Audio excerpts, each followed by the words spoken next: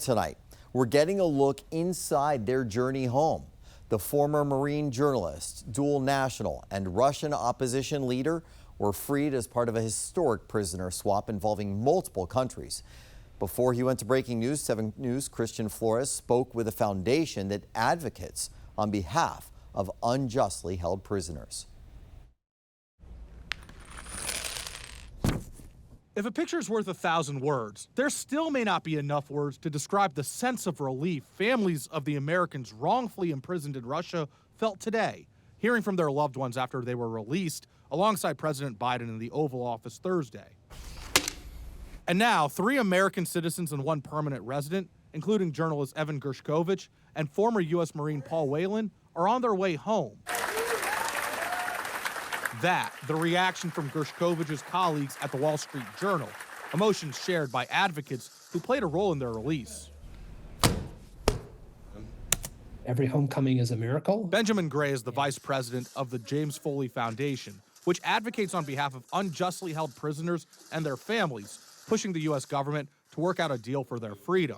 Gershkovich and Whelan were arrested after Russia accused them of being spies, charges both men and the U.S. government vehemently deny. Ridiculous sentences on false charges in a sham trial. Gray says their work begins with the families. Gershkovich was arrested in March 2023 and Whelan in December 2018, meaning Gray and his colleagues spent years working for their freedom. The State Department, National Security Council, the Hostage Recovery Fusion Cell, and members of Congress. So we'll bring up these cases behind closed doors with those members and with those officials to encourage them to continue to prioritize these cases. One big challenge here, the war in Ukraine. Clearly, there are many more challenges in the relationship between Russia and the United States than before the war started. And while Gray and the rest of the Foley Foundation will celebrate this victory, they know their work is not done. We were tracking 9 Americans who were being held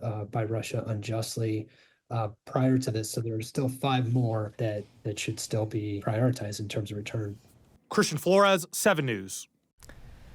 Meanwhile, here in D.C., the hostage and wrongful detainee flag was raised at the White House. And as Christian mentioned, inside the White House, President Biden stood with families of 3 of the Americans as they spoke with their now freed loved ones. Secretary of State Antony Blinken also making a phone call. We are so happy. We are so happy that you're out and on your way home.